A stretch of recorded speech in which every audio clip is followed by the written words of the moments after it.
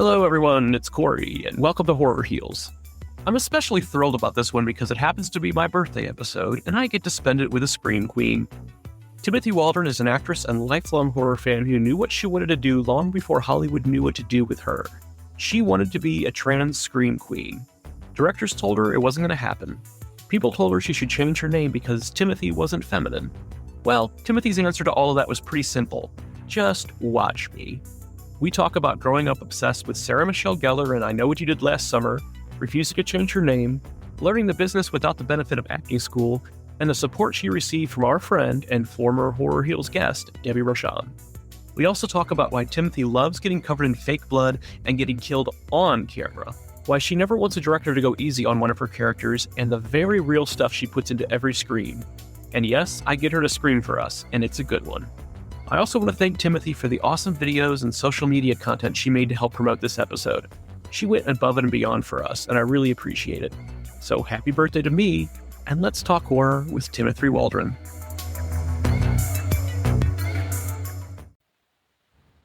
Hey, Timothy, welcome to the Horror Heals podcast.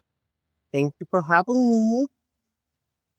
Thrilled that you're here. I've had the opportunity over the years as an entertainment journalist to interview quite a few legendary horror film actors, and I love asking them how they feel about being called a scream queen. When you hear the term or think about the term scream queen, like what immediately comes to mind? I think of the term scream queen, I think of a powerful woman. Whether she's kicking ass or getting her ass kicked, she is sexy, she is terrified, she is strong.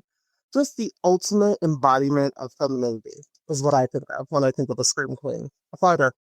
Awesome. And when did you first come into your head that you thought, I could be a scream queen? So when I first came to the conclusion, it was when I was a little boy, before I was a woman. I grew up watching I Know What You Did Last Summer. So I loved Sarah Michelle Gellar. I was obsessed with her playing Helen Shivers, and everything about her in that role was relatable to me because she was having to live this double life of being a pageant girl, and then she did something bad, and then having to come to terms with stuff, and fought to the end just to get bested. I think that's what made me love it so much, was really Sarah Michelle Gellar kind of giving me permission to be a fighter, and even if you lose, how about the fight? So really, I would say Sarah Michelle Gellar is responsible for me wanting to be a scream queen, for sure. Awesome. That's great. So obviously, we're living in, let's just call them interesting times right now. And the word trans comes up so much in daily media and stuff, and usually in negative connotations. So how do you feel about what's happening right now in the country and how it relates to trans people? I would never want to speak for, of course I can't speak for every trans person. It is very interesting. I think it's just another testament of staying true to oneself. Just remember, even if you go back to the biblical days, remember Jesus stood alone, so trans people can stand alone too. We're in control of the narrative in reality. In your reality, you're in control, and I try to remind myself that, yes, there's tons of people who probably hate that I exist, but I never let that affect the way I live. I kind of like living oblivious because I know that I'm in charge of how my life is, and, happiness, and unfortunately, there's always going to be negative people, but gosh, that's such a good question because I feel like it's almost like something that I live oblivious to. Almost as if I was not trans sometimes. Sometimes I'll have to just live in that mindset. This is your life, just be you, because, you're not for everyone. But it definitely is challenging, I will tell you that, because it definitely travels from the real world into Hollywood, if you will, into the horror world. A lot of unfair things, a lot of effed up things, but I just try to remind myself to roll with the punches and to remember how strong I am, and to just kind of remind myself there's a reason I'm a scream queen. I can take monsters head on all day, every day. That's what I do for a living. Well, on this podcast, we really like to showcase queer voices because we feel like in horror, even though things are starting to change and we're starting to see some amazing things in mainstream horror, there aren't enough queer voices out there. And, kind of like been together for 21 years, and horror is one of the things that we bonded over immediately. And I think because we've always had that sort of outsider sense, and I think we've always related to like the outsider characters. So it was very exciting that you agreed to come on, because a trans scream queen is like, yes, that's what we need in 2026 for sure. Yeah, it's definitely. That was like my plan too, because growing up, like there was trans characters before, but they're played by like cisgender people, like the legendary Tim Curry and Rocky Horror Picture Show, but they were played by a cisgender woman and a cisgender male. And it always bothered me that I didn't see a trans scream queen represented ever. And that's another thing that just kind of made me have that push of, I don't know why there's no one, but I know I'm going to be one of the first, and I'm going to kick down every door that's in front of me. And, when I first came into the industry, I was, I guess you can, I don't want to say bullied, kind of laughed at by a lot of directors I would reach out to when I would tell them, like, hey, I'm an actress, a trans actress, and I really want to become a scream queen. And I just remember them always like either ignoring my messages, or some of them would respond and be like, it's never gonna happen. It's just not a part of horror's formula. So sometimes on camera, I'm forced to be hyper feminine, hyper sexual, because it's the only narrative that can pass in the horror radar, right? At least for now. It's the only thing that's like okay to pass in the horror radar, but never wanting me to be too strong because of who I am, unfortunately. But I just never forgot these directors telling me like it's never gonna happen. And I just said two words, watch me. So my career is a love letter to all the dolls, but also a big fat you letter to the industry. I also read that there's been some pushback from filmmakers about you not wanting to change your name, not having a feminine first name. Can you talk a little bit about Yeah. that?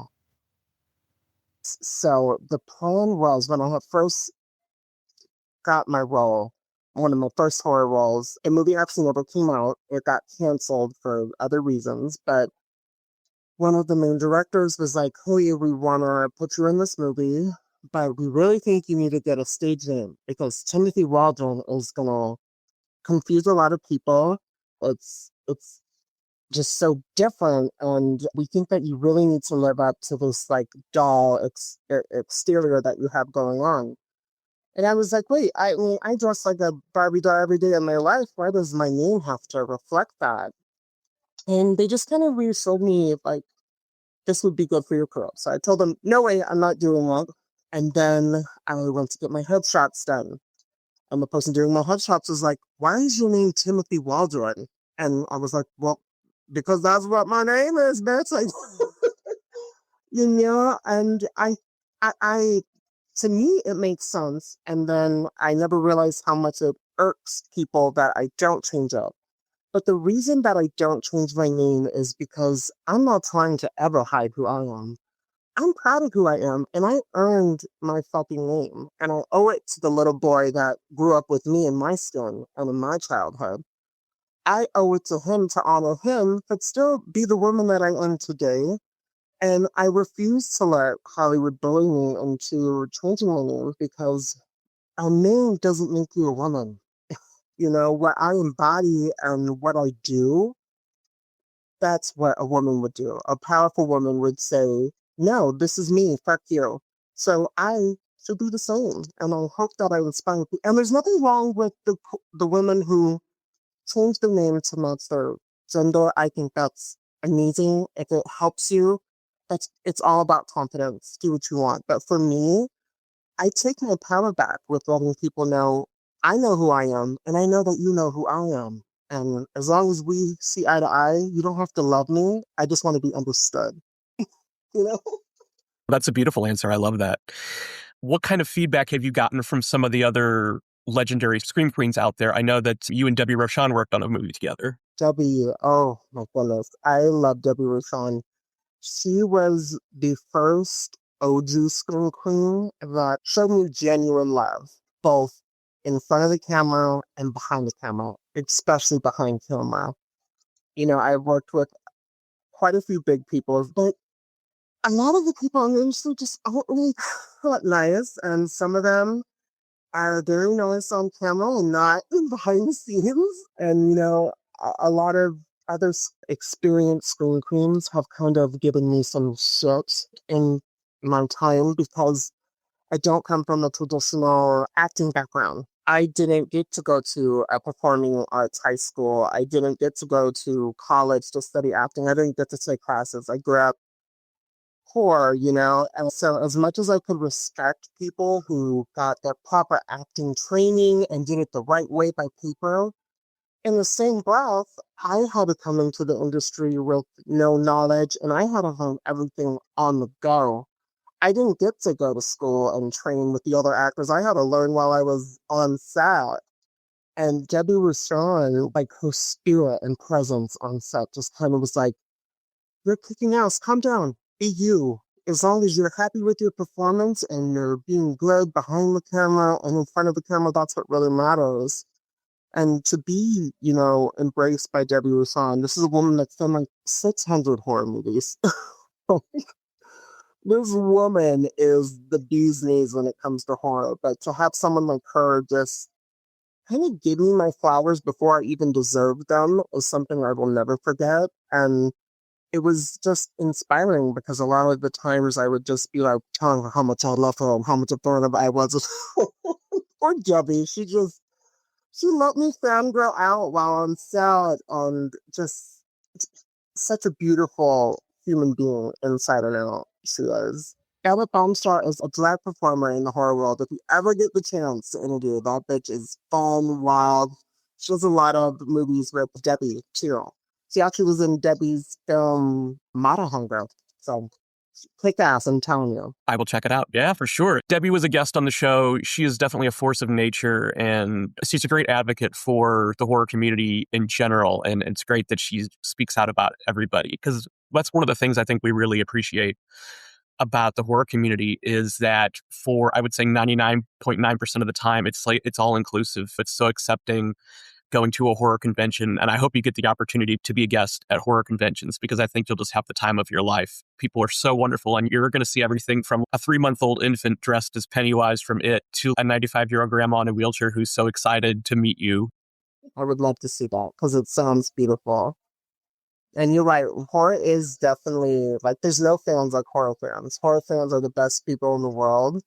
Whether you think you did a good job or not, they will remember you. And they will tell you their opinion on you. I've learned that. They will let you know how they feel. Horror was kind of something I found on my own when I was younger. Because, like, no one in my family watched horror films. I come from, like, a conservative Italian family. So, like, horror felt like a dirty little secret of mine that I found. And I loved, and you know why? I think as a kid, I loved the makeup effects. I loved the makeup effects. And I also watched it for the pretty women. I'll be honest. It's not that I was like wanting to be with these women, but I was inspired by these women. I wanted to grow up to be these women. I just, something about horror, about especially the slasher genre in particular, a group of people that represent real entities of real life, right? Because horror is supposed to imitate what's happening in the real world and real people. So, you have your mean characters, you have your happy characters. It just reminded me so much of like being in high school, being with the bullies, the cheerleaders, and people having to work together that would never work together. Just the reminder that sometimes the monsters felt like reality. Deep down inside, they don't deserve what's happening on set or in the film. And so I think just really the fighting spirit of it all, the artistic vision of creativity that I've seen, something was just so captivating, or like seeing these group of people that look like they would never hang out in a million years, coming together to make a film. It just, I don't know, it's something about that pick-off order that I always loved. And my characters I would always root for to make to the end, they would never live. My favorite characters never lived. Always died. So it's kind of ironic that that's been my career because I've never lived in a horror film. I love it. One of my favorite parts of being a scream queen is the death scenes and being covered in the prosthetics and stuff because I always felt like I had to work harder on my good looks to an extent. So when being doused in blood and screaming, I don't have to worry about if I look attractive or not. I can be balls to the wall, batshit insane. I can be ugly for those moments. And that's what I love about the makeup. Something about that fake blood, I'm telling you, I'm like a monster. Once it touches my body, I become a new bitch. I love it. I love the guts and gore. I always tell directors, like, don't hold back because that's been one of the things that a lot of directors are fearful of because me being a doll, they're like, I don't want it to come across as like a hate crime. But I was like, hey, that's exactly why I want this to be brutal. I want it to hit the audience. I want them to see, yeah, she didn't make it, but she didn't get special treatment. I don't ever want special treatment. I don't want my character to get these beneficial rules. No, I want my character as a bitch. I want her to be a ruthless bitch. When my character is being butchered, I want her to be butchered. I don't want the camera to cut away. Because a few times directors were like, we're thinking about killing you off camera. I'm like, oh, hell no. We owe it to the audience for this biatch to be covered. So, to answer your question, I love it. I love the guts and gore. That's great. That's great. Have you sort of fantasized? Is there a way that you would really love to see yourself die on screen? I really, really want to do a water movie because one of my hidden talents is I'm an excellent swimmer, like a very excellent swimmer. I swim very deep in the ocean. So I have wanted to do a movie that incorporates water, some type of swimming. I don't know if it would be a shark feature. I don't know what it would be, but definitely. And I would love a dramatic a note to my queen, Sarah Michelle Gellar. I would love a perfect Helen Shivers like chasing where I could actually kick a little ass and then get it. Because usually I'm getting my ass kicked. When you decided you want to go the scream queen route, did you think about like, well, what should my scream sound like? Do you have a signature scream? It is very distinctive because I always try to be camp with the scream, but have real life gravels. Every time I've ever screamed in a movie, no matter how silly the film is, no matter how silly the writing was, I want the world to know that every time you hear Timothy Waldron scream in a horror movie, it is a real scream. I scream for everything that I've ever felt in my life, the feeling like an oddball, the things I've been through, the people I've lost. I put it all on the screen. My character might be ditzy and crazy in some films, but every time you hear my character scream, that's the Timothy Waldron scream. It's a scream for my life. Well, I don't want you to ruin your voice for us today, but if you could indulge me, can I sort of set a scene for you? Let's say your character is out on one of these floating wooden decks on the lake, and you're way out. So it would take a little bit of effort to get back to the dock. And all of a sudden, this brutish thing just pops up on the deck and has razors for fingers. What is your Oh, reaction? okay.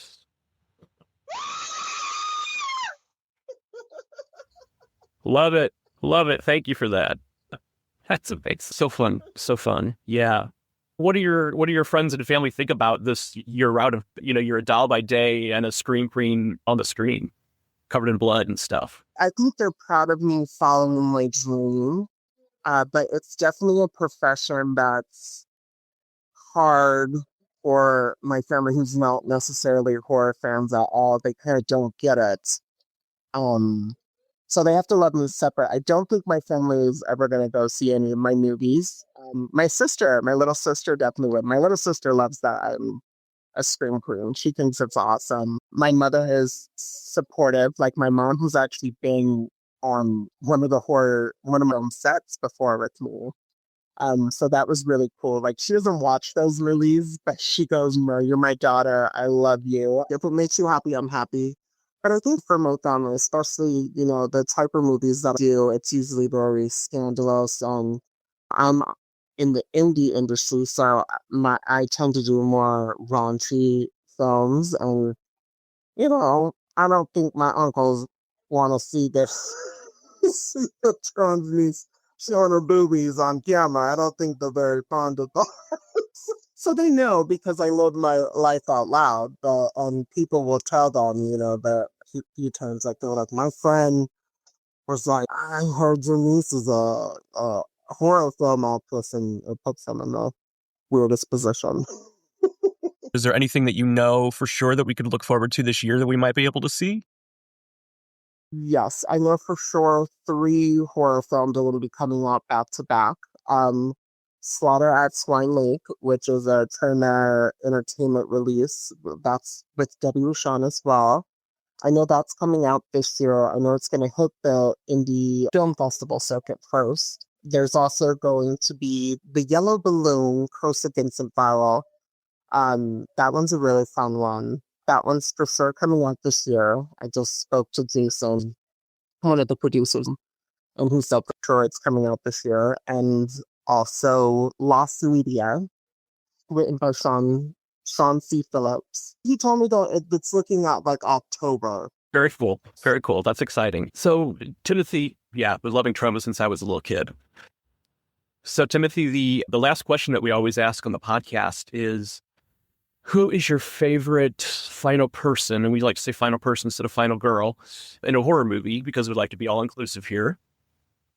That's a hard one because, like I said, my characters are always the girls that die. But a final girl, has any of my favorite girls ever actually made it to the end of the movie? Let's see. I mean, classically, I want to say Neve Campbell, Sidney Prescott. I love that character so much. I think she's literally the best parts of every final girl horror history. I think she brings pieces of like Nightmare on Elm Street, pieces of Halloween, Friday the 13th. She's just like this ultimate final girl.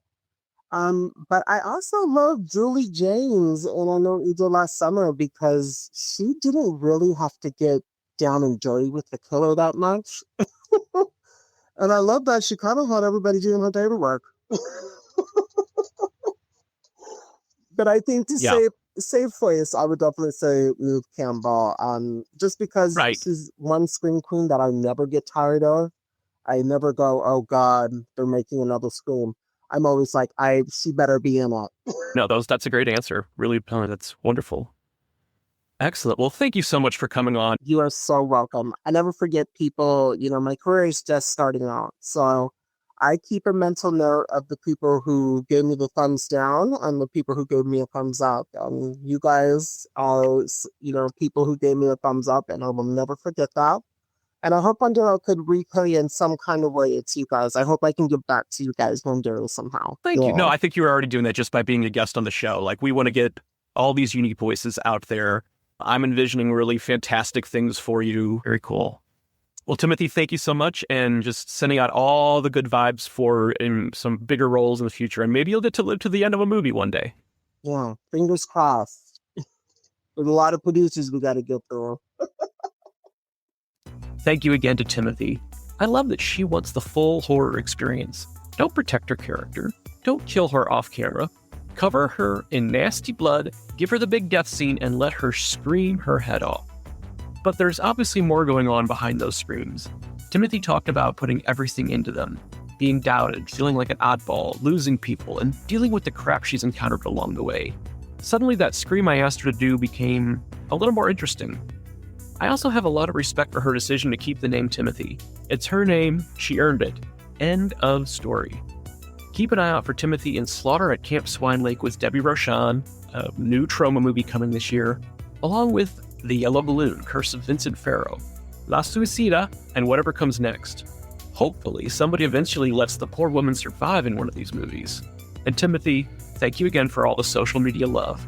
The videos you made for this episode were fantastic, and you made my job of promoting this show a hell of a lot easier this week. You can follow Timothy on Instagram at Timothy Waldron Official, and I will post that in the show notes.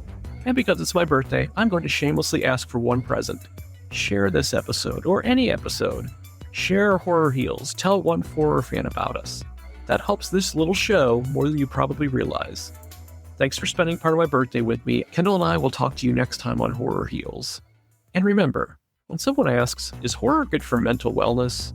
You tell them, of course it is. The Horror Heals podcast is produced and presented by Mosaic Multimedia.